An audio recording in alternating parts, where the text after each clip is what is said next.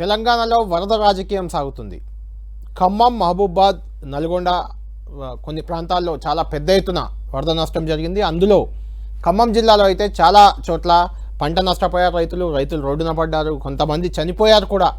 ఇలాంటి పరిస్థితుల్లో అటు అధికార ఇటు ప్రతిపక్ష పార్టీలు రెండూ కూడా వరదలో బురద రాజకీయం మొదలుపెట్టాయి. ఒకరిపై ఒకరు విమర్శలు చేసుకుంటున్నాయి. వరదలకు మీరు కారణం అంటే మీరు కారణం అంటూ దుమ్మెత్తి పోసుకుంటున్నాయి. ఈరోజు నిన్ననే ఖమ్మం జిల్లాలో ముఖ్యమంత్రి రేవంత్ రెడ్డి పర్యటించారు. ఈరోజు కూడా మహబూబాబాద్ జిల్లాలో ఆయన పర్యటన సాగింది. ఇదే సమయంలో ఈరోజు ఖమ్మంలో వరద బాధితులను పరామర్శించేందుకు బీఆర్ఎస్ బృందం మాజీ మంత్రి హరీష్ రావు నేతృత్వంలో బయలుదేరి వెళ్ళింది. హరీష్ రావుతో పాటు మాజీ మంత్రులు జగదీశ్వర్ రెడ్డి, మాజీ ఎమ్మెల్యేలు కౌశిక్ రెడ్డి లాంటి వాళ్ళు కీలక నేతలంతా కూడా, రవీందర్రావు, ఎమ్మెల్సీ రవీందర్రావు, ఇలా కీలక నేతలంతా హరీష్ రావుతో ఒక బృందంగా బయలుదేరి వెళ్ళి వరద ప్రభావిత ప్రాంతాలన్నింటినీ పర్యవేక్షించారు. ఖమ్మం జిల్లాలో మాజీ మంత్రి పువ్వాడ అజయ్ కూడా వీళ్ళతో ఉన్నారు. ఈ సందర్భంగా రాళ్ల దాడి జరిగింది. ఆ రాళ్ల దాడి ఎవరు చేశారు, ఎందుకు చేశారు, ఏంటి అనే దానిపై రెండు పార్టీలు ఒకరిపై ఒకరు విమర్శలు చాలా తీవ్రంగా చేసుకుంటున్నాయి. మనం చూస్తున్నాం స్క్రీన్పై పువ్వాడ అజయ్ వాహనంపై రాళ్ల దాడి జరిగింది. ఆయన వాహన అద్దం ధ్వంసమైన పరిస్థితి మనకు కనిపిస్తుంది. సబితా ఇంద్రారెడ్డి లాంటి వాళ్ళు కూడా ఈ వరద ప్రభావిత ప్రాంతాల్లో పర్యటించారు.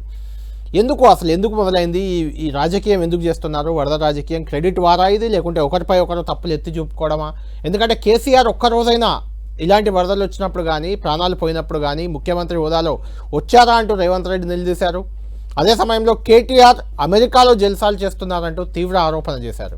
దీనికి సంబంధించి నేతల మధ్య మాటల యుద్ధం పతాక స్థాయికి చేరింది. వరదలో కూడా ఈ బురద రాజకీయాన్ని రెండు పార్టీలు చేస్తున్నాయి. దీనిపై ఆ నాయకులతోనే మాట్లాడదాం. ఆ పార్టీ నేతలు, ఖమ్మం జిల్లా పార్టీ నేతలు, ఖమ్మం జిల్లాకు చెందిన మాజీ మంత్రి, మాజీ విప్, భద్రాద్రి కొత్తగూడెం జిల్లా అధ్యక్షుడు, బీఆర్ఎస్ అధ్యక్షుడు రేగా కాంతారావు, అదేవిధంగా సత్తుపల్లి ఎమ్మెల్యే మట్టా రాగమయ్య, ఇద్దరు కూడా మనతో లైవ్లో జాయిన్ కాబోతున్నారు. వాళ్ళతో మాట్లాడదాం. మాట్లాడే ముందు అసలు నేతలు ఏ రకంగా మాటల యుద్ధం చేస్తున్నారు, మాటల దాడి ఏ రకంగా చేసుకుంటున్నారు ఒకసారి చూద్దాం. అధికారాన్ని అడ్డం పెట్టుకొని అడ్డగోలుగా ఇట్లాంటివి ఆక్రమించుకున్నారు. నేను నిన్న ఖమ్మంలో తిరుగుతుంటే ఎవరున్నా అక్కడున్న మాజీ మంత్రి ఆక్రమించుకొని మొత్తం కాలువలే ఆక్రమించుకున్నాడు. ఆ నీళ్ళంతా ఖమ్మం ఊరి మీదకి వచ్చి పడి ఖమ్మం ఊరంతా మునగడానికి ఆ మాజీ మంత్రి గారే కారణం అని నాకు ఫిర్యాదు వచ్చింది.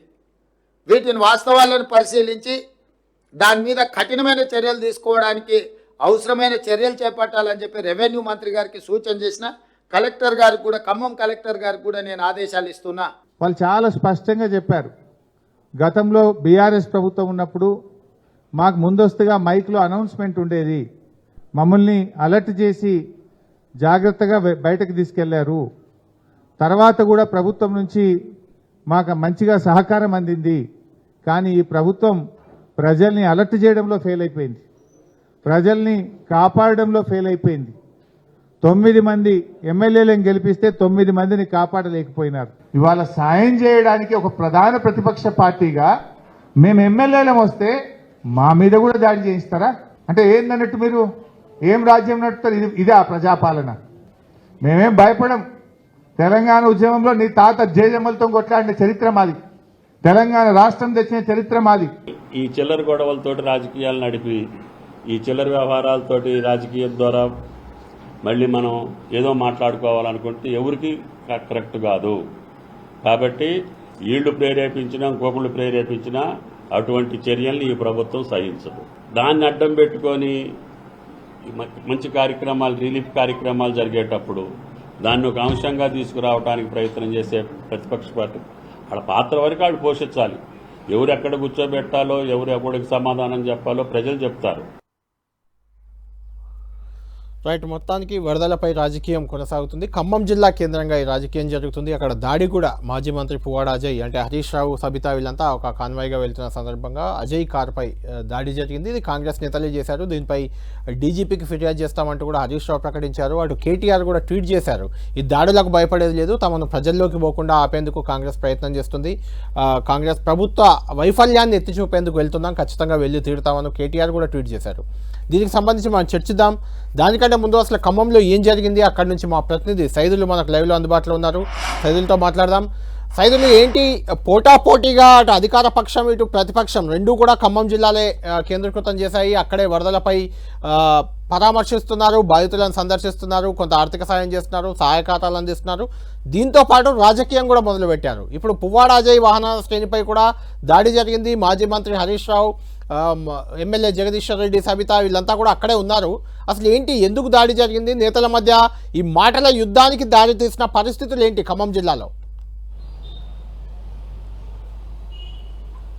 ప్రకృతి వైపరీత్యంతో ఉమ్మడి ఖమ్మం జిల్లాతో పాటు తెలంగాణ వ్యాప్తంగా కూడా వర్షాలతో ప్రకృతి విలయతాండవం చేసింది, భారీ నష్టాన్ని కూడా మిగిలింది. అందులో భాగంగా ఖమ్మం జిల్లాకు సంబంధించినటువంటి దానిలో కూడా పూర్తిగా భారీగా నష్టం జరిగింది. ఈ నష్టానికి సంబంధించినటువంటి పరిశీలనకు సంబంధించి సీఎం రేవంత్ రెడ్డి కూడా 2 రోజుల పాటు కూడా ఖమ్మం పర్యటన కొనసాగింది. పర్యటన నేపథ్యంలో కూడా మొదటి నుంచి బీఆర్ఎస్ పార్టీ అధికార పార్టీ పైన విమర్శలు చేస్తుందని పదే పదే కూడా మంత్రులు అదేవిధంగా ముఖ్యమంత్రి కూడా ప్రకటన చేస్తారు. Harish Rao, KTR social media X వేదికగా ప్రభుత్వం వైఫల్యం అంటూ కూడా పదే పదే విమర్శలు చేయడం సరికాదు అంటూ కూడా తాము ప్రజల్లోకి వెళ్తున్నటువంటి వారిపైన విమర్శలు చేయడం సరికాదని కూడా సీఎం రేవంత్ రెడ్డి కూడా చెప్తున్న పరిస్థితి. మరోపక్క ట్విట్టర్లో అమెరికా వెళ్లినటువంటి విదేశాల్లో ఉన్నటువంటి కేటీఆర్ ఇక్కడ ఏం జరుగుతుందో తెలియని పరిస్థితి, ఆయన అక్కడ ఏం చేస్తున్నాడో కూడా తెలియని పరిస్థితి అంటూ కూడా ఆయన మొదట ఉదయం పూట కూడా ఆయన మాట్లాడడం జరిగింది. ఇదంతా ఒక ఎత్తు అయితే ప్రకృతి విలయతాండం చేసి నష్టపోయినటువంటి బాధితులను పరామర్శించేందుకు బీఆర్ఎస్ పార్టీ సంబంధించినటువంటి మాజీ మంత్రివర్గం మొత్తం కూడా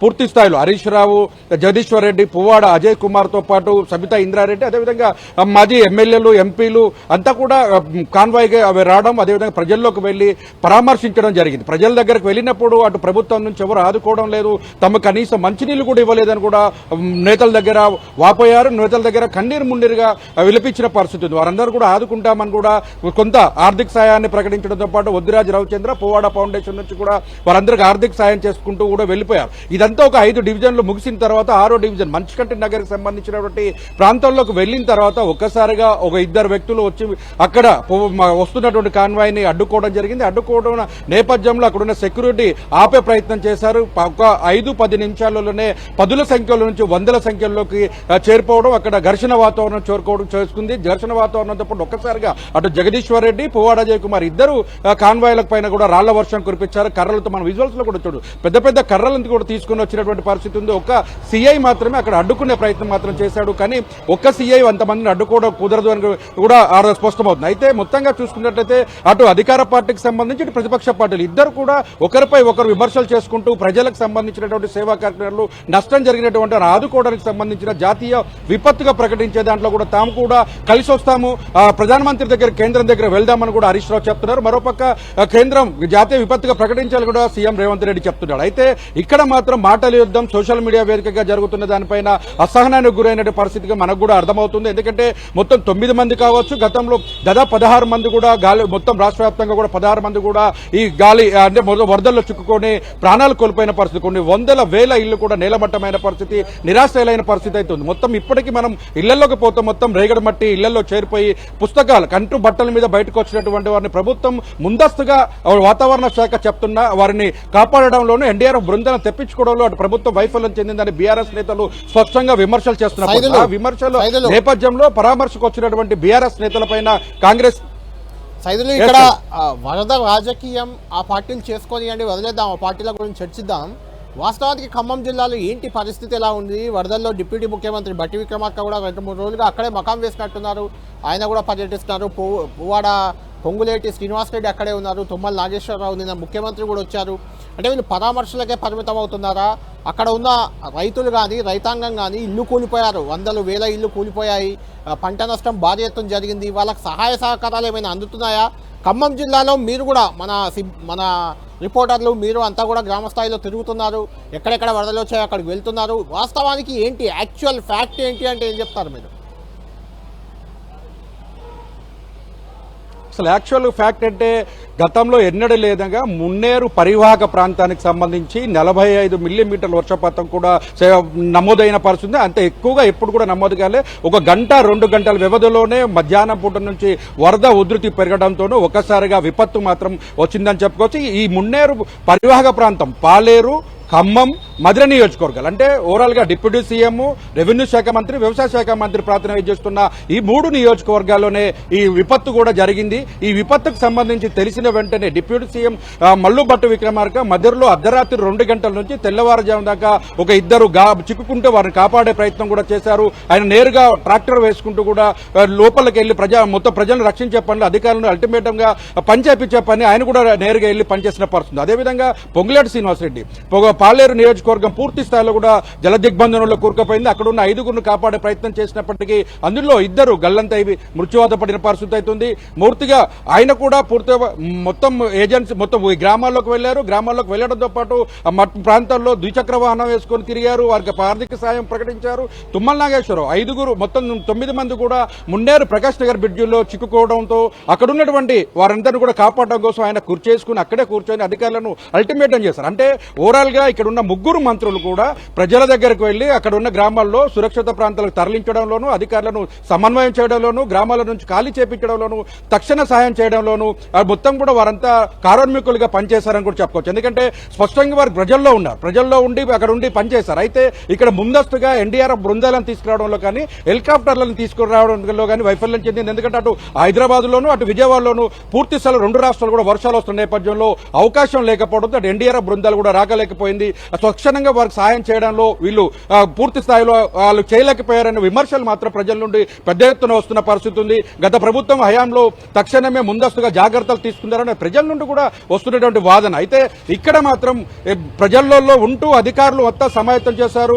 పూర్తి స్థాయిలో కూడా రోడ్లు తెగిపోయినాయి. ఎక్కడికక్కడ కనెక్టివిటీ పూర్తిగా తెగిపోయిన పరిస్థితి అయితే ఉంది. దీని అన్నింటినీ కూడా మరమ్మతులు చేసుకుంటూనే ఒకవైపు వరద తగ్గించుకుంటూనే పునరావాస కేంద్రాలకు వెళ్తూ పునరావాస కేంద్రాల్లో వారికి కావాల్సినటువంటి ఆహార పత్రాలు కూడా అందిస్తూనే వీరు చర్యలు తీసుకున్నారు. మొత్తంగా చూసుకున్నట్లయితే ఇక్కడ వరద రాజకీయాలు కంటే మొత్తంగా ప్రజల సంక్షేమం, ప్రజలకు సంబంధించినటువంటి ప్రాణాలను కాపాడడంలో చాలా కీలకంగా ఈ 3 మంత్రులు డిప్యూటీ సహా 3 కూడా 3 రోజుల పాటు కూడా వర్షాలలో నీరుగా తడుచుకుంటూ కూడా ఉండి పనిచేసిన పరిస్థితి అయితే మనం 10 టీవీ స్క్రీన్ మీద చూసాం. వాళ్ళందరూ కూడా మొత్తం వాళ్ళందరూ కాపాడే ప్రయత్నంలో నేరుగా వారే బురదల్లో కూడా దిగి ఇల్లులు ఖాళీ చేపించిన పరిస్థితి అయితే మనకి స్పష్టంగా ఉంది. అయితే 3 కూడా పనిచేసిన పరిస్థితుల్లో పాటు అధికారులను కూడా అల్టిమేటం చేసి సమీక్ష సమావేశాలు పెట్టి అదనపు అన్ని విభాగాలకు సంబంధించిన అధికారులను కూడా ఎక్కడైతే ముప్పు ప్రాంతాల్లో ఉన్నారో ఆ ముప్పు ప్రాంతాల్లో ప్రజలను కాపాడడం కోసం పూర్తి స్థాయిలో అటు పోలీసుల నుంచి, హోంగార్డ్ స్థాయి నుంచి కూడా ఐఏఎస్, ఐపీఎస్ ఆఫీసర్ వరకు కూడా పూర్తి స్థాయిలో ఈ 3 నియోజకవర్గాల్లో కీలకంగా పనిచేసిన పరిస్థితి ఉంది. ఆ 3ని పనిచేయడంతో పాటు మంత్రులు కూడా అందులో పనిచేయడంతో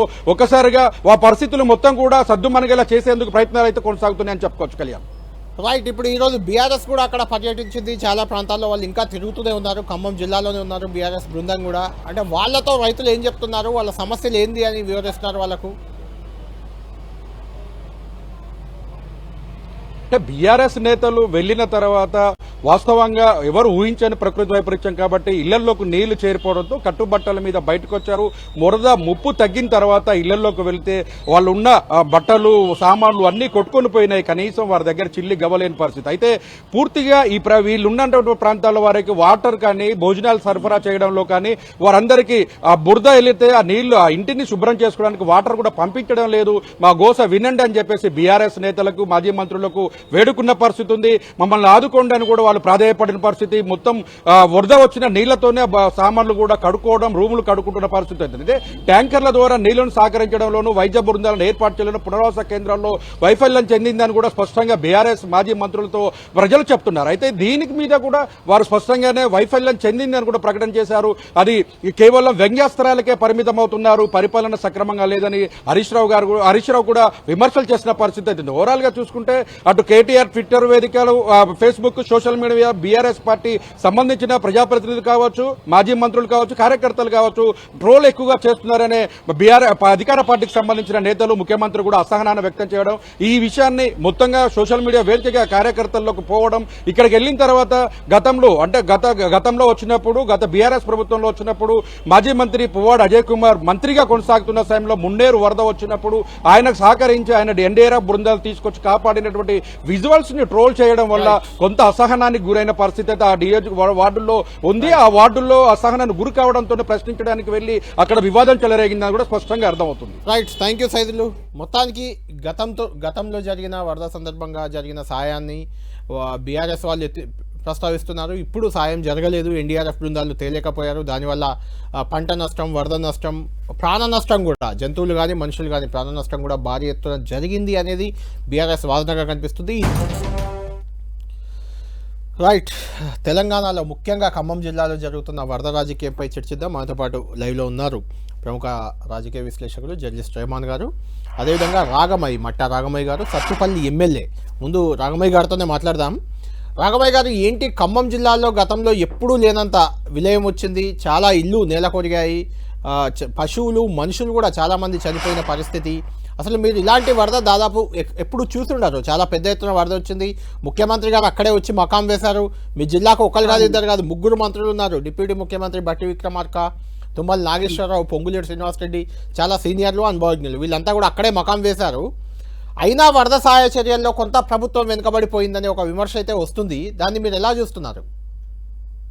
ఇది ప్రకృతి విలయం అనేది పెద్దవాళ్ళతో కూడా మాట్లాడడం జరిగింది. మేమే కాదు, మా ముందు తరం వాళ్ళు కూడా చూడలేదండి. గత 70-80 సంవత్సరాల కాలంలో ఒక్కరోజు ఇంత వర్షపాతం, ఇంత వరదలు అనేది ఖమ్మం జిల్లాకి మునిపెన్నడూ లేవు. మరి సాధ్యమైనంత వరకు అధికార యంత్రాంగం గాని, మేము గాని, మాతో పాటు మన ముఖ్యమంత్రి వర్యులు, ఉప ముఖ్యమంత్రి వర్యులు, మన జిల్లా మంత్రులు పొంగులేటి గారు, తుమ్మల గారు నిరంతరం 24 గంటలు ప్రజల్లోనే ఉంటున్నాం. మేము కూడా అండి, మా కాన్స్టిట్యుయెన్సీలో కూడా కొన్ని విలేజెస్ కొంచెం వరద ముంపుకు గురై అవ్వడం జరిగింది. నిరంతరం ప్రజల్లో ఉంటూ అధికారులను అప్రమత్తం చేస్తూ, మాతో పాటు మా లీడర్స్ కూడా ప్రతి ఒక్కరు కూడా సొంత డబ్బులు ఖర్చు పెట్టుకొని చేతనైనంత సహాయం చేస్తున్నందుకే మనం ఇంత పెద్ద ఘోర ప్రమాదం ఎదురైనా కూడా అతి తొందరలోనే మనం బయటపడడం జరిగింది. సహాయ చర్యలను అందట్లేదు అనేది మరి ప్రతిపక్షాలు చేస్తున్న కుట్ర అండి. చేతనైతే వాళ్ళని సహాయం చేయమనండి, కానీ చేసే వాళ్ళని దయచేసి విమర్శించవద్దు. మీరు కూడా తగిన సూచనలు, సలహాలు ఇస్తే గనక వాటిని కూడా మేము పాటిస్తాము. సాధ్యమైనంత వరకు నిరంతరం ప్రజల్లో ఉంటూ మేము సహాయక చర్యలు చేపడుతున్నాము. నివారణ ఉపాయాలు వెతుకుతూనే ఉన్నాము. ఇంకా అలాగే మన ముఖ్యమంత్రి వర్యులు నిన్న ఖమ్మం జిల్లాలో వచ్చి మొత్తం సమీక్షించి బాధిత కుటుంబాలను పరామర్శించడం జరిగింది. తక్షణ సహాయ నిధి కింద మన కలెక్టర్ గారికి 5 కోట్లు అందించడం జరిగింది. అలాగే పంట నష్టానికి గాని, పశువులు చనిపోయిన వాటన్నిటికి కూడా ఎక్స్గ్రేషియా ప్రకటించడం జరిగిందండి. రైట్, రాగమయ్య గారు, మీరు ఒక్క నిమిషం లైన్ లోనే ఉండండి. మీ జిల్లాకే చెందిన మీ కొత్తగూడెం భద్రాద్రి జిల్లా అధ్యక్షుడు పినపాక మాజీ ఎమ్మెల్యే రేఖాకాంతారావు గారు మాట్లాడతామని అన్నారు. మరి ఎందుకు ఆయన అందుబాటులోకి రావట్లేదు మళ్ళీ మాట్లాడడానికి ఇదే అంశంపై? మనతో పాటు ఇప్పుడు రాళ్ల దాడికి గురయ్యారు. పువ్వాడ అజయ్ కాన్వాయ్పై రాళ్ల దాడి జరిగింది మీ ఖమ్మం జిల్లాలోనే. ఆ దాడిలో హరీష్ రావు గారు, అదేవిధంగా సవితా ఇంద్రారెడ్డి, వీళ్ళంతా మాజీ మంత్రులు, జగదీశ్వర్ రెడ్డి లాంటి వాళ్ళంతా ఉన్నారు. వాళ్ళపై రాళ్ల దాడి జరిగింది. అసలు అక్కడ దాడి ఎందుకు జరిగింది, అక్కడ ఏమైంది?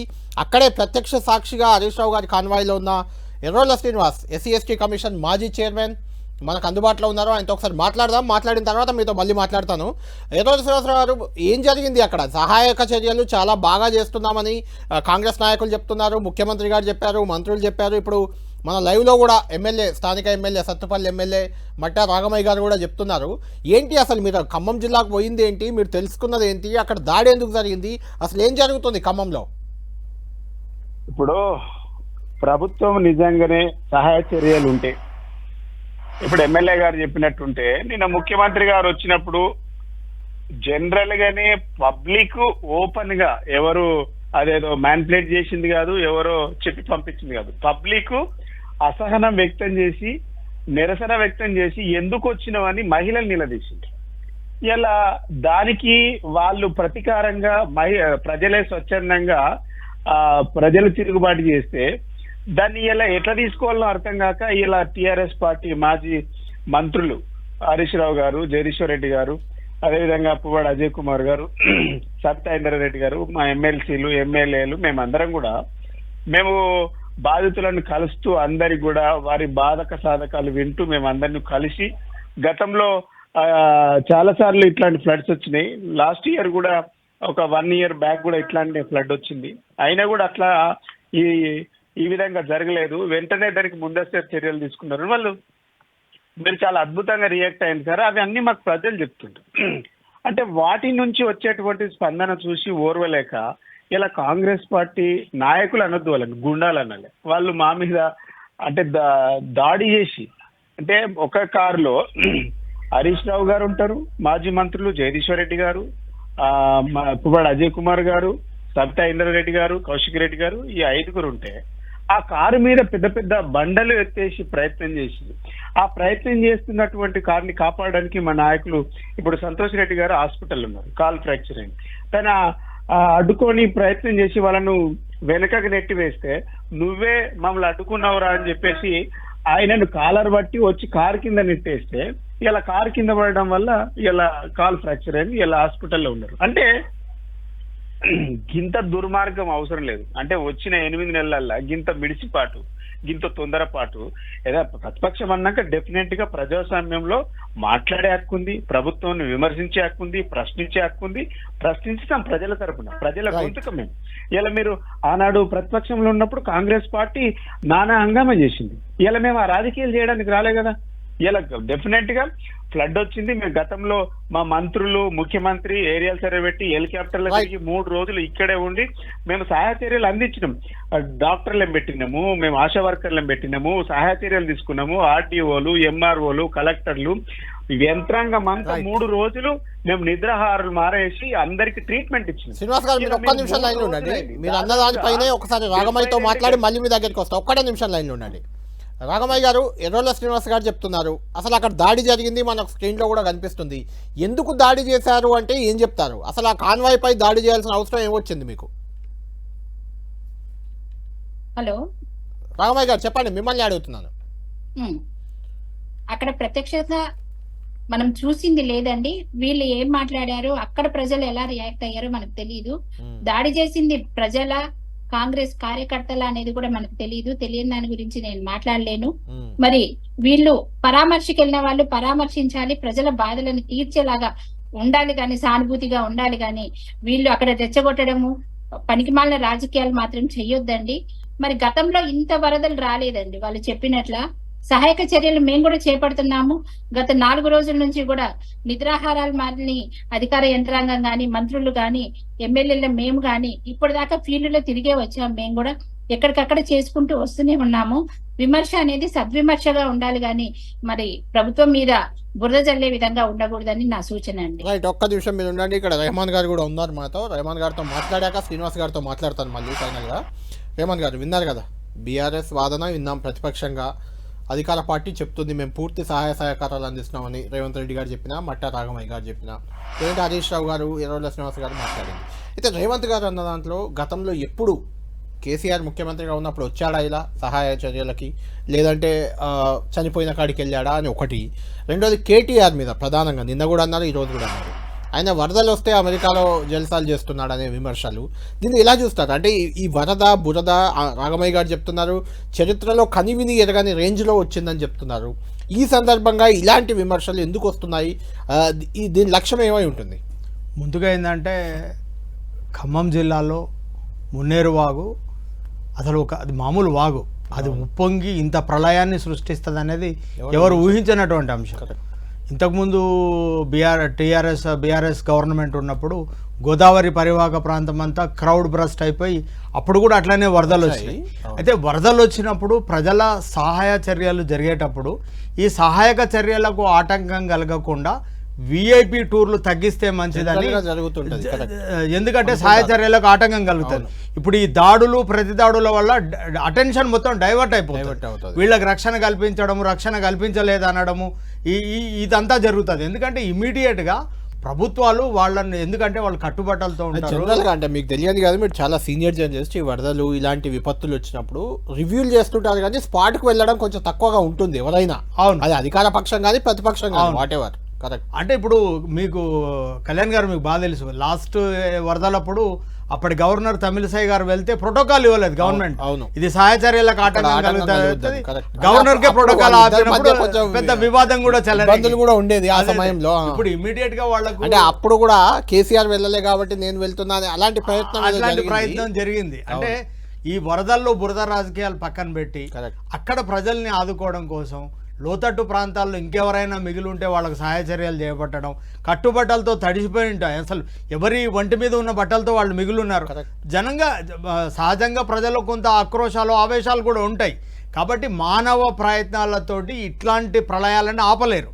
అది జరిగిన తర్వాత మరింత నష్టం జరగకుండా, అంటువ్యాధులు రాకుండా, వాళ్ళకి తిండి కానీ పునరావాస కేంద్రాలను ఏర్పాటు చేయడం కానీ సహాయ చర్యలు చేపట్టడం కానీ ఇట్లాంటి కార్యక్రమాల్లో ప్రభుత్వం నిమగ్నం కావాల్సి ఉంటుంది.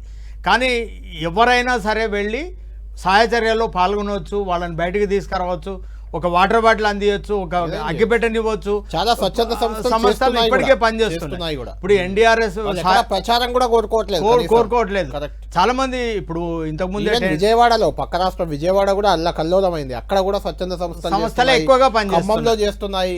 ప్రభుత్వం కంటే ఎక్కువ పనిచేస్తున్నాయి. రిలీఫ్ అనేది ఇస్తున్నారు. అంటే ఇప్పుడు నిజానికి కేంద్ర ప్రభుత్వం ఆంధ్రప్రదేశ్కు ఎన్డీఆర్ఎఫ్ బృందాలు పంపింది, అక్కడ కొంత సహాయం అందింది, తెలంగాణకు రాలేదు. వాటి గురించి మనం ఇప్పుడు మాట్లాడలేం. కానీ ఇట్లాంటి సందర్భాల్లో అంటే ఇప్పుడు కేంద్రం అనేటువంటి ఒక ప్రభుత్వం ఉంటుంది కాబట్టి, లేకపోతే పక్క రాష్ట్రాలు కానీ ఒక మనుషులే స్పందిస్తున్నప్పుడు అక్కడ కూడా విమర్శ ఇదే వస్తుంది. కేంద్రం నుంచి ఎన్డీఆర్ఎఫ్ బృందాలు తెప్పించుకోవడంలో, అలర్ట్ చేయడంలో చంద్రబాబు సక్సెస్ అయ్యారు, ఇక్కడ ప్రభుత్వం ఫెయిల్ అయిందని బీఆర్ఎస్ విమర్శ ఉంది. ఇప్పుడు వాళ్ళకు సంబంధించిన మంత్రులు అక్కడ అధికారంలో ఉన్నారు.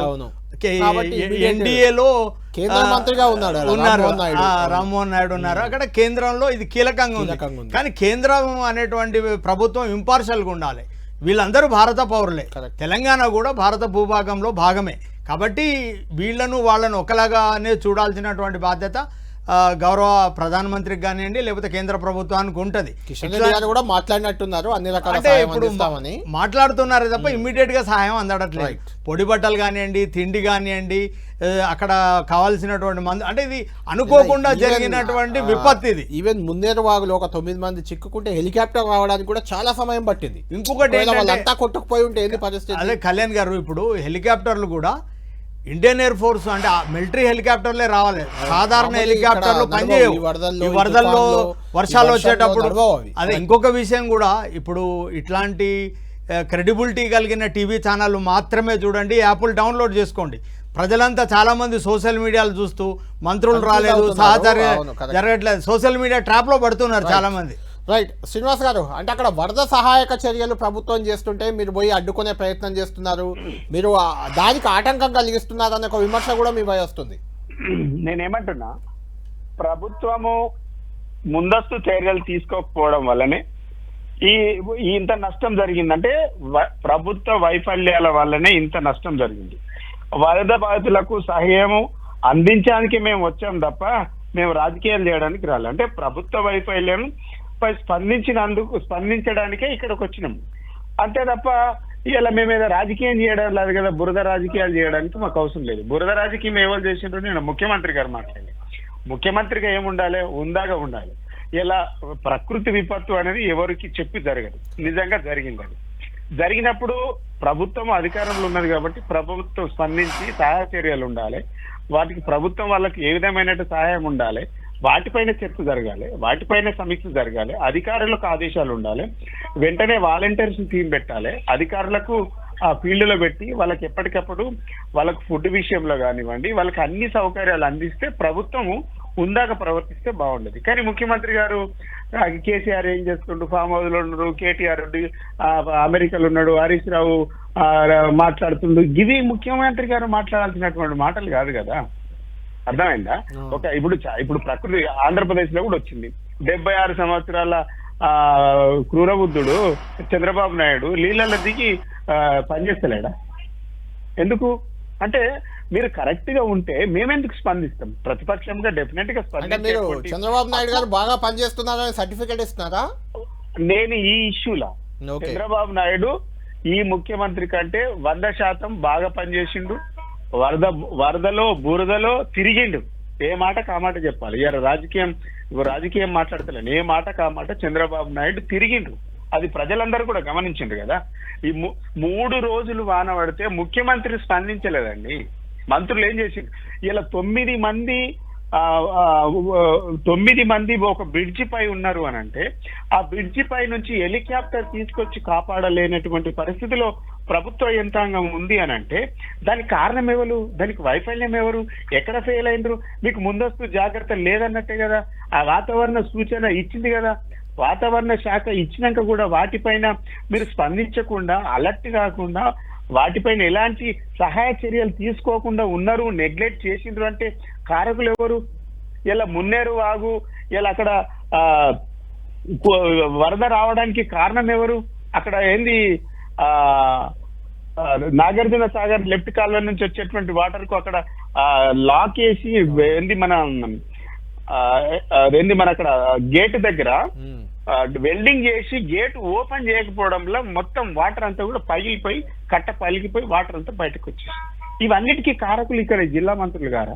ఎందుకు మాట్లాడతారు ప్రతిదానికి ప్రతిపక్షం మీద కేసీఆర్? అంటే వీళ్ళు మొదటి నుంచి కేసీఆర్ మీద బీఆర్ఎస్ మీద తిట్టడం తప్ప వేరే లేదు. మీకు పవర్ ఇచ్చిండ్రు, అధికారం ఇచ్చిండ్రు, వాటి మీద మీరు అద్భుతంగా చేయండి, మాకంటే అద్భుతంగా చేయండి. అంతేగాని వాళ్ళు ఎవరో మాట్లాడుతుండ్రు, వాళ్ళ పేరేందో నాకు తెలియదు, మీరు చెప్పలేదు.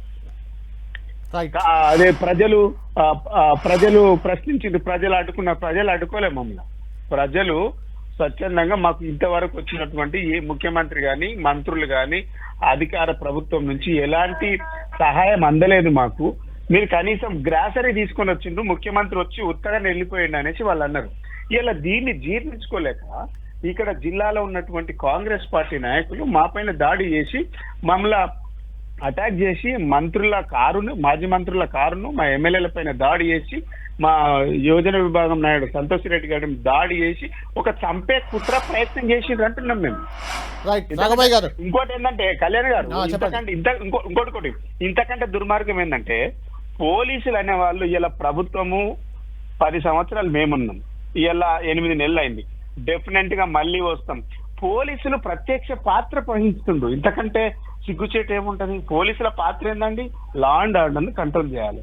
లా అండ్ ఆర్డర్ కంట్రోల్ చేయకుండా వాళ్ళు ప్రేక్ష పాత్ర వహిస్తుండ్రు. వాళ్ళ దగ్గర రాళ్ళు ఉన్నాయి, మేము చెప్పినాం రాళ్ళు ఉన్నాయి, వాళ్ళ దగ్గర బండరాళ్ళు ఉన్నాయి, కర్రలు ఉన్నాయి, వాళ్ళు దాడి చేస్తుండ్రు, అటాక్ చేస్తుండ్రు. మీరు గమనించినంటే అసలు పోలీసులు నిమ్మకు నీరెత్తనట్టుండి సైలెంట్ గా ఉన్నారండి. ఇంతకంటే అంటే ఇది ప్రజాస్వామ్యమా? ఇదేనా ఇందిరమ్మ రాజ్యం అంటే? అదే 10 ఏళ్ళుగా మీ దగ్గర అట్లనే నిలబడ్డారు, ఇప్పుడు వీళ్ళ దగ్గర నిలబడుతున్నారేమోలేండి. అది ఏం చేద్దాం, అది అడుగుదాం రాఘవయ్య గారిని అడుగుదాం. ఇప్పుడు రాఘవయ్య గారు, ఇప్పుడు పోలీసులు ప్రేక్షక పాత్ర వహించడం ఏంటి అంటే దాడులు చేస్తుంటే ఆపాలి కదా. పోలీసులు ఎవరినైనా ఆపాలి, కాంగ్రెస్ కానీ బీఆర్ఎస్ కానీ.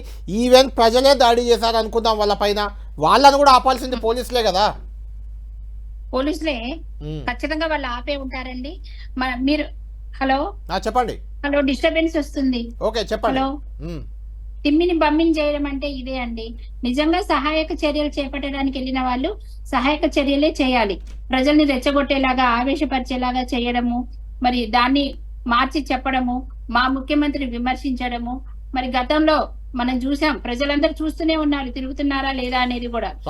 ఇక్కడ విమర్శలు అంటే బీఆర్ఎస్ చెప్తుంది. ఒక నిమిషం మిమ్మల్ని అడుగుతున్నాను, విమర్శలు మొదలు పెట్టింది ముఖ్యమంత్రి గారే. ప్రధాన ప్రతిపక్ష నాయకుడు కేసీఆర్ ఎక్కడ ఎందుకు రావట్లేదు? కేటీఆర్ అమెరికాలో జల్సాలు చేస్తున్నాడు. కేటీఆర్ కు వరదలు వస్తాయని తెలుసా? ఆయన అమెరికా వెళ్ళాడు, అక్కడ ఉన్నాడు. కేటీఆర్ వరదలు వస్తాయని తెలిసి అమెరికా వెళ్ళాడా? వెళ్ళిన వాళ్ళు ఇక్కడ మేము చేసిన సహాయక చర్యలు చూస్తూనే, మా మంత్రులు చేసిన పనితీరు చూస్తూనే ట్విట్టర్ లో ఆయన కామెంట్స్ పెట్టడం అవసరమా అండి? అలాగే మరి వీళ్ళు ముందు రాలేదు, మేమే ముందు నుంచి ప్రజల్లో ఉన్నాము, సహాయ కార్యక్రమాలు చేపడుతున్నాము. కనీ విని ఎరగని ఉత్పాతం ఇది. ఊహించనంత వచ్చింది, మనం ఊహించింది కొంచెము, ఊహించనంత వచ్చింది. అసలు వరదలు రావడానికి కానీ ఇల్లు ముంపున గురవడానికి అసలు కారణం ఏంటండి? ఇప్పుడు హైడ్రా తీసుకొచ్చింది ఎందుకండి? ఇట్లా అక్రమ కట్టడాలకి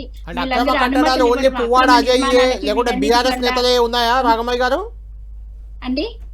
అక్రమ కట్టడాలు కేవలం పువ్వాడ అజయ్యే ఉన్నాయా? బీఆర్ఎస్ నేతలకే ఉన్నాయా? కాంగ్రెస్ వాళ్ళు ఎవరికి లేవా? అదంతా మనకు అది ఒక కమిటీ ఏర్పరిచి హైదరాబాద్ లో లాగా హైడ్రా లాగా ఖమ్మం జిల్లాలో కూడా ఏర్పరిస్తే, మన ముఖ్యమంత్రి గారు చెప్పారు, ఎవరిదైనా సరే బీఆర్ఎస్ వాళ్ళే అయ్యుండొచ్చు, పార్టీలతోటి కానీ వ్యక్తులతో సంబంధం లేదు. ఏదైతే మనకి ఇప్పుడు ఇంత విపత్తు కారణమో అక్రమ కట్టడాలన్నిటికీ కూడా కమిటీ వేసేసి ఖచ్చితంగా తగిన చర్యలు చేపట్టాలని మేము కూడా అడుగుతున్నాము.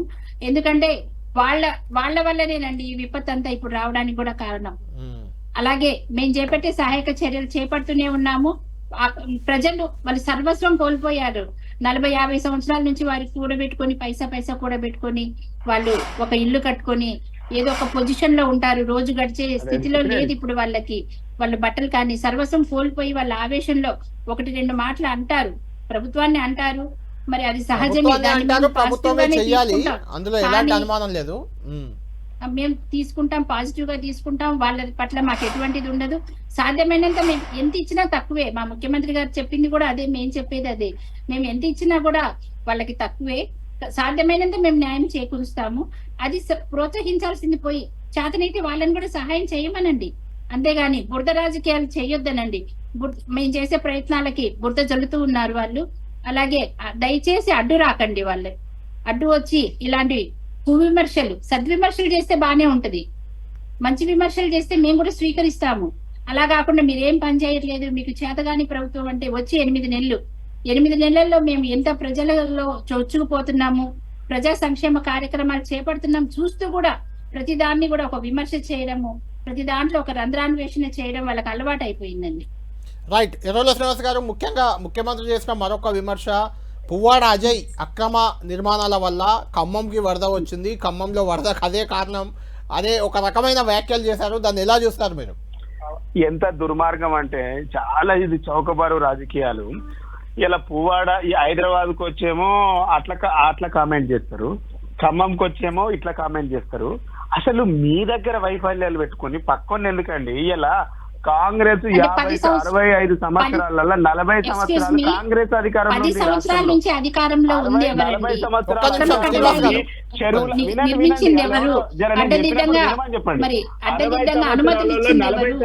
కాంగ్రెస్ పార్టీ అధికారంలో చెరువులను ద్వారా ఇల్లు కట్టించి పర్మిషన్లు ఇచ్చినటువంటి చరిత్ర కాంగ్రెస్ పార్టీది కదా. ఇలా కాంగ్రెస్ పార్టీ చేసి ఇలా ఎవరు ఈ రాష్ట్రానికి ముఖ్యమంత్రి లేరు, కొత్తగా ఈయన వచ్చినట్టు ఇలా ముఖ్యమంత్రులు ఈ 65 ఏళ్లల్లా 40 ఏళ్ళు కాంగ్రెస్ పార్టీ, 15 సంవత్సరాలు తెలుగుదేశం పార్టీ. ఇన్ని సంవత్సరాలల్లా 55 సంవత్సరాలల్లా వాళ్ళే ఉండి ఇలా 10 సంవత్సరాలు మేము కొత్తగా ఎవరిచ్చిండు పర్మిషన్లు? మీరిచ్చినాయి కావా? మీ ప్రభుత్వం ఇచ్చినాయి కావా? ఉంటే తేల్చండి. ఇవన్నీ వద్దు అని తెలంగాణ ప్రజలు, మరి మాకు తెలంగాణ రాష్ట్రం కావాలని ఉమ్మడి రాష్ట్రం నుంచి విడిపడిన తర్వాత బంగారు తెలంగాణ చేసి టిఆర్ఎస్ వాళ్ళు వచ్చారు. అమ్మాయి ముగ్గురు మంత్రులు ఉన్నారు, ఏం చేస్తుండ్రు అని అమ్మాయి పాపం బాధతోని దుఃఖంతోని, అమ్మాయి అంటే ఒక పొలిటీషియన్ కాదు, అంటే ఒక స్టూడెంట్, అంటే స్వచ్ఛందంగా బాధను అనుభవించి భావోద్వేగంతో మాట్లాడితే అమ్మాయిని ఇంటికి పోయి పోలీసులు బెదిరించి కేసు పెట్టి ఖబర్దార్ మంచిగా ఉండాలి లేదంటే అంతు చూస్తామని బెదిరిస్తున్నారంటే ఏం ప్రభుత్వం అండి ఇది? అంటే మిమ్మల్ని ప్రజలు ప్రశ్నించొద్దు, ప్రతిపక్షాలు ప్రశ్నించొద్దు, విద్యార్థులు ప్రశ్నించొద్దు. అంటే మీరు చెప్పింది వినాలే, పెట్టింది వినాలే, నోరు మూసుకొని ఉండాలనుకుంటుందా? ఇదా ప్రజాపాలన? ఇదా ఇందిరమ్మ పాలన? అంటే ప్రతిపక్షాల నోరు మూపిస్తాం, ప్రజలను ప్రజల్లో ఉంటున్నాము, నిత్యము మాకు ప్రజల్లో ఆదరణ లభిస్తుంది, సహాయక చర్యలు కూడా చాలా బాగా చేస్తున్నాము. రేవంత్ రెడ్డి గారు నాగార్జున సాగర్ కాలువ దగ్గర వెల్డింగ్ చేసినటువంటి గేట్లు తీయకపోవడం వల్ల వరదలు వచ్చినాయన్న సంగతి మర్చిపోయినరా? వెల్డింగ్ చేసుకుంటారు, నీళ్ళు వెళ్ళిపోతున్నాయి కదా. ఈ వైఫల్యం వల్లే వరదలు వచ్చాయి, లేదంటే ఇంత భారీ నష్టం వచ్చేది కాదు అనేది బీఆర్ఎస్ చెప్తున్న వాదన. దాంతో పాటు పువ్వాడ అజయ్ కి కాలేజీలకు పర్మిషన్ ఇచ్చింది, అప్పుడు కట్టుకోవడానికి అనుమతి ఇచ్చింది కాంగ్రెస్ ప్రభుత్వమే అన్నది కూడా బీఆర్ఎస్ వాదనే. హలో రాఘమయ్య గారు చెప్పండి మీరే. ఏంటండి? ఇప్పుడు కాంగ్రెస్ ప్రభుత్వమే పువ్వాడ అజయ్కి అక్కడ మమతా ఇంజనీరింగ్ కాలేజ్ అనుకుంటా మీరు ఆరోపించింది, అది కట్టుకోవడానికి అనుమతి ఇచ్చింది మీ ప్రభుత్వ హయాంలోనే అన్నది ఒక పాయింట్. రెండోది అక్కడ ఉమ్మడి ఆంధ్రప్రదేశ్ లో ఉన్నప్పుడు మీరు మాట్లాడేది, అప్పుడు ప్రభుత్వం మీరే కాంగ్రెసే కదండి, ప్రభుత్వాలు మారవు కదా. తెలంగాణలో కూడా కాంగ్రెస్ ప్రభుత్వమే కదా ఉంది. ఉమ్మడి ఆంధ్రప్రదేశ్ లో ఉన్నప్పుడు మరి అప్పుడు కాంగ్రెస్ ప్రభుత్వంలో ఈయన కూడా ఉన్నారండి, పువ్వాడ అజయ్ గారు కూడా ఉన్నారు. మరి అనుమతులు అప్పుడు వచ్చినాయి, మీ దగ్గర ఉంటే అనుమతులు ఇస్తారు, బయటకు పోతే కూల్చేస్తారా? అలా కాదు కదా. అలా ఏం లేదండి.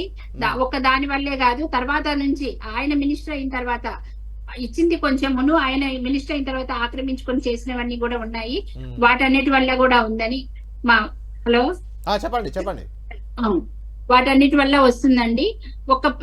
గత కాంగ్రెస్ ప్రభుత్వం ఉమ్మడి ఆంధ్రప్రదేశ్ లో తెలంగాణకి నష్టం జరిగిందని ప్రత్యేక తెలంగాణ తెచ్చుకోవడం జరిగింది. మరి ప్రత్యేక తెలంగాణ వచ్చిన తర్వాత గత 10 సంవత్సరాల నుంచి మరి మీరే ఉన్నారు అధికారంలో, మరి మీరు ఎట్లా చూసుకోలేదు, మీరు ఎట్లా అనుమతులు ఇచ్చారు, తర్వాత అవన్నీ కూడా మీరే ఆత్మ పరిశీలన చేసుకోవాల్సిన అవసరం చాలా ఉంది. అంటే ముందస్తు జాగ్రత్తలు తీసుకోకపోవడం వల్ల వరద నష్టం చాలా ఎక్కువగా అయింది అనేది ఆరోపణ. లేదని ముందస్తు జాగ్రత్తలు చేపట్టడం జరిగింది. కాకపోతే ఊహించిన దానికన్నా ఎక్కువ వచ్చింది. అక్కడ ప్రజలు చెప్తున్నారు టీ పెట్టుకుని ఒక పావు గంట లోపలనే సగం ఇల్లు మునిగిపోయిందని. అంత తక్కువ టైంలో ఊహించనంత వచ్చినందువల్ల మేము చేపట్టిన ముందస్తు చర్యలు కూడా అంత ఎఫెక్టివ్ గా లేకపోయినాయి, ఎందుకంటే అంత ఊహించలేదన్నమాట. Okay, right. రేమంత్ గారు విన్నారు కదా, మొత్తం ఇద్దరు చెప్పిన చాలా క్లియర్ వెర్షన్, ఇద్దరు ఎవరి వాదన వాళ్ళు వినిపించారు. మీకేమనిపించింది అంటే వరదల విషయంలో ప్రభుత్వం ముందస్తు జాగ్రత్తలు తీసుకోలేదా, లేకుంటే వాళ్ళు జాగ్రత్తలు తీసుకున్నా ఊహించిన దానికంటే ఎక్కువ వరద వచ్చింది అనుకోవాలా? అక్కడ చాలా పంట నష్టం, వరద నష్టం అయితే చాలా ఎక్కువగా ఉంది. దానికి కారణంగా ఎవరిని చూడొచ్చు ఇప్పుడు? ఇది ప్రకృతి వైపరీత్యం. ఖచ్చితంగా మున్నేరు వాగు అనేటువంటి ఒక చిన్న వాగులో ఇంత పెద్ద బరస్ట్ అయిపోయి వస్తుందని ఎవరు ఊహించాలి. మొత్తానికి జరిగింది, నష్టం అయితే జరిగింది. జరిగిన తర్వాత ఇప్పుడు చేయాల్సింది ఏందనేది ముందుగా ఈ పోస్ట్ మార్టం అనేది తర్వాత చేసుకోవచ్చు. ఇమ్మీడియట్ గా ప్రజలకు చేయాల్సినటువంటి అంశం ఏంది, సహాయ చర్యలు ఏంది, వీటిపైన కాన్సన్ట్రేట్ చేయాలి. ఇంకొకటి ఏంటంటే తర్వాత విఐపీలు వెళ్ళడం కానీ లేకపోతే పాలక ప్రతిపక్షాలు అంటే అధికార పక్షం నుంచి కూడా బయట నుంచి తక్కువ మంది వెళ్తే మంచిది. పరామర్శలకైతే సహాయ చర్యలకైతే ఎవరైనా వెళ్ళొచ్చు. పరామర్శలకు వెళ్ళాలనుకుంటే సహాయ చర్యలు పూర్తయిన తర్వాత వెళ్తే బాగుంటుంది. కాబట్టి వీళ్ళు బీఆర్ఎస్ వాళ్ళు అయితే చెప్తున్నారు సహాయక చర్యలకు వెళ్ళాం, మేము గ్రాసరీస్ తీసుకొని వెళ్ళి ఇచ్చాం వాళ్ళకి చెప్తున్నారు. సహాయ చర్యలకు ఎవరినైనా అనుమతించాల్సిందే. అది ఎవరైనా సహాయం చేయొచ్చు, అది రాజకీయ పార్టీ కావచ్చు, సాధారణ పౌరులు కావచ్చు, ప్రజలు కావచ్చు, ఎవరైనా సహాయ చర్యల్లో పాల్గొనవచ్చు. అట్లానే భవిష్యత్తులో ఇట్లాంటివి తలెత్తకుండా ఉండడం కోసం ముందు జాగ్రత్త చర్యలు అంటే ముఖ్యమంత్రి చాలా స్పష్టంగా చెప్తున్నారు, ఆక్రమణల వల్లనే ఇవి జరిగినాయని చెప్తున్నారు. అంటే భవిష్యత్తు తరాలకు ఇట్లాంటి ప్రమాదాలు వాటిల్లకుండా ముందు జాగ్రత్తగా ఈ ఆక్రమణలను గుర్తించి, ఆక్రమణలు ఎవరైనా కానివ్వండి పాలక ప్రతిపక్ష పార్టీల్లో ఎవరున్నా తొలగిస్తే ప్రజలు హర్షిస్తారు. భవిష్యత్తు తరాలను ప్రకృతి వైపరీత్యాల నుంచి కాపాడినట్టుగా ఉంటుంది. కాబట్టి ఇది ఈ రాజకీయ పార్టీ అంటే ఇక్కడ నిజానికి చెప్తే తలాపాపం తిలాపిడికడ అన్నట్టుగా అన్ని రాజకీయ పార్టీల కబ్జాలు ఉన్నాయి. ఎవరు అధికారంలో ఉన్నప్పుడు వాళ్ళు అంటే లాభాపేక్షతోటే సంపాదన కోసమే చాలా మంది ప్రజాప్రతినిధులు రాజకీయాల్లో పార్టీలు మారుతున్న ఉద్దేశాలు కూడా అవే. అంటే వాళ్ళు నిజానికి కన్స్ట్రక్టివ్ గా కాంక్రీటివ్ గా ఒకే రాజకీయ పార్టీలో ఎవరు ఉండట్లే. వీళ్ళంతా దీప పురుగులాగా మారిపోయినారు. పవర్ ఎక్కడ ఉంటే వెలుతురు ఎక్కడ ఉంటే అక్కడికి పోయేటువంటి పరిస్థితి మనం చూస్తూ ఉన్నాం.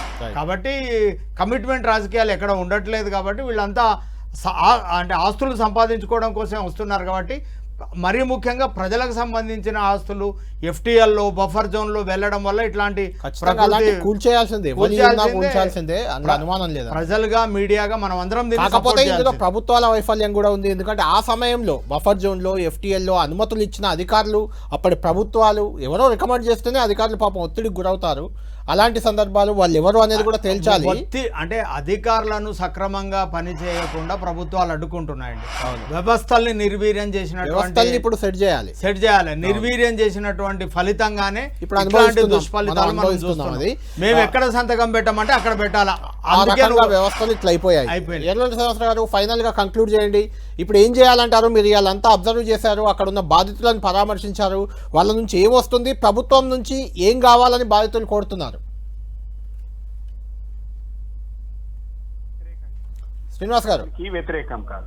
మీరు నేను అన్నది ఏంటంటే 60 ఏళ్ళల్లో 40 ఏళ్ళు మీరే ఉన్నారు, వాటికి అన్ని మీరే ఇచ్చిండ్రు. ఇలా మీరు ఊలగొడుతుండ్రు. పేదవాడికి ఒక న్యాయము, పెద్దోడికి ఒక న్యాయం మంచిది కాదు. పేదోడు మహబూబ్ నగర్ జిల్లాకు పోయి ఎస్సీల ఇల్లు కూలగొట్టిండ్రు. హైదరాబాద్కి వచ్చేమో ధనవంతులకేమో నోటీసులు ఇచ్చిండ్రు. ఇదేం పద్ధతి అండి? వాటి మీద ప్రభుత్వం స్పందన లేదా? సోయి లేదా? జ్ఞానం లేదా? తెలివి లేదా? ఎందుకు నోటి పేదవాడికి ఎందుకు అంత వివక్ష? రాత్రి పోయి ఇలా కూలగొడతారు, వాళ్ళు వాహనాలు ఉంటారు. రైట్. ఇప్పుడు వరద సాయం ఏ రకంగా ప్రభుత్వం నుంచి కావాలంటున్నారు బాధితులు, అది చెప్పండి. ఏంది వరద సాయం మీకు బాధితులు మాట్లాడారు, మీతో ఎలాంటి సహకారం కోరుతున్నారు, వాళ్ళకి ఎలాంటి సాయం చేయాలి ప్రభుత్వం? వరద సాయం మీద కాంగ్రెస్ ప్రభుత్వము బురద రాజకీయం చేయకుండా, అడిగిన ప్రతిపక్షాల మీద దాడులు చేయకుండా, ప్రకృతి వైపరీత్యం కాబట్టి ఎవరిని కూడా దానికి కాదనలేము. ప్రతి సంవత్సరం వచ్చేటువంటి ఫ్లడ్స్ ఇవి కొత్తగా కావు. ముందస్తు చర్యలకు ప్రభుత్వం నిర్ణయం తీసుకోకపోవడం వల్ల ఈ ప్రభుత్వం ఫెయిల్ అయింది. ప్రజలు నానా ఇబ్బందులు పడుతున్నారు. ఖమ్మం జిల్లాలో అసలు ఒక ఫ్లోర్ అంటే 2వ అంతస్తు వరకు నీళ్లు వచ్చినాయంటే వాళ్ళ ఉండే పరిస్థితి దాదాపుగా నెల రోజుల వరకు కూడా వారు చక్కదిద్దే పరిస్థితి లేదు. ఈ నిమిషానికి వాళ్ళకు ఫుడ్ పెట్టడానికి, కనీసం తాగడానికి నీళ్లు, బ్రేక్ఫాస్ట్, కనీసం పిల్లలకు నీళ్ళు లాగించే పరిస్థితి లేదు. ఒక లేడీ అడిగింది, బిడ్డ ఇవే వాటర్ తో మేము బాత్రూమ్ పోతున్నాం బిడ్డ అని ఏడిచింది. ఇదా ప్రభుత్వం? మా మీద బురద జల్లడం కాదు, ప్రజల బురద అడగండి, ప్రజలకు సాయం చేయండి, సహాయ చర్యలు అందించండి. ప్రభుత్వం ప్రజలతో మన్నన పొందండి, మమ్మల్ని ఎందుకండి? థ్యాంక్ యూ శ్రీనివాస్ గారు. రాఘమయ్య గారు, మీరు ఫైనల్ గా కంక్లూడ్ చేయండి. ప్రతిపక్షాలపై బురద జల్లడం కాదు, ప్రజల కంటిన బురద తుడవండి, అప్పుడు మిమ్మల్ని ప్రజలు హర్షిస్తారు. వాళ్ళు చాలా ఇబ్బందుల్లో ఉన్నారు, మీరే అన్నారు చాలా పెద్ద వరద ఇది, కాబట్టి సహాయం అందించడంలో కొంత జాప్యం జరగవచ్చు, కానీ అందరికీ సహాయ సహకారాలు అందుతాయా? ఎందుకంటే మీరు గతంలో పంట నష్టపోయిన వాళ్ళకి ఎకరానికి 35,000 ఇవ్వాలని ఒక డిమాండ్ చేశారు. మరి ఇప్పుడు ఎంత ఇస్తున్నారు? ఏ రకంగా అలాంటి ఆలోచన ఏమైనా ప్రభుత్వం చేసిందా ఇప్పటికి? రిలీఫ్ ఆల్రెడీ చేయడం జరిగిందండి, ప్రకటించడం కూడా జరిగింది. ఇప్పటికి కూడా శ్రీనివాస్ గారు ఇంకా బురద అని ఆ బురద ఆయనే పూసుకుంటున్నారండి. ఎంత చెప్పినా కూడా వినట్లేదు. మేము సహాయక చర్యలు చేస్తూనే ఉన్నాం. బురద రాజకీయాలు వారు చేయకుండా ఉంటే మంచిది.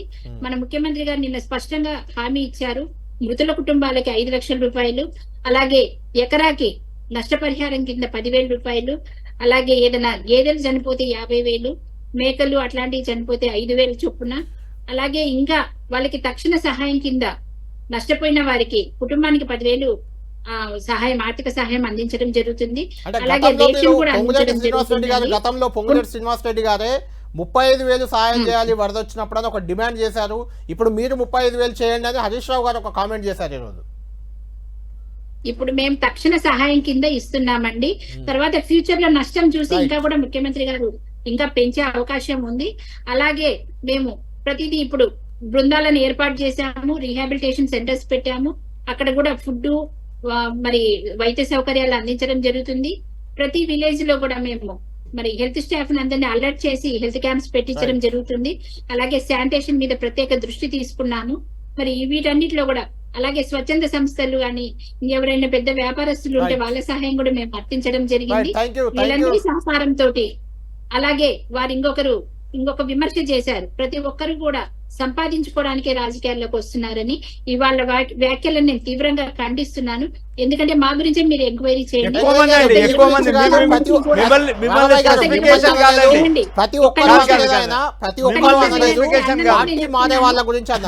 అంటే మీ జిల్లాలో గుమ్మడి నరసయ్య లాంటి నాయకులు ఉన్నారు, చాలా మంది ఉన్నారండి.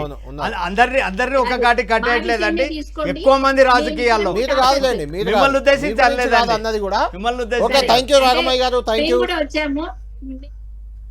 ఓకేనండి, రాఘమయ్య గారు, థ్యాంక్ యూ రెహమాన్ గారు, థ్యాంక్ యూ ఎర్రల శ్రీనివాస్ గారు. మొత్తానికి ఖమ్మం జిల్లాలో వచ్చిన వరదలో కూడా బురద రాజకీయం జరుగుతుంది. ఇది ఎక్కడికి దారితీస్తుంది?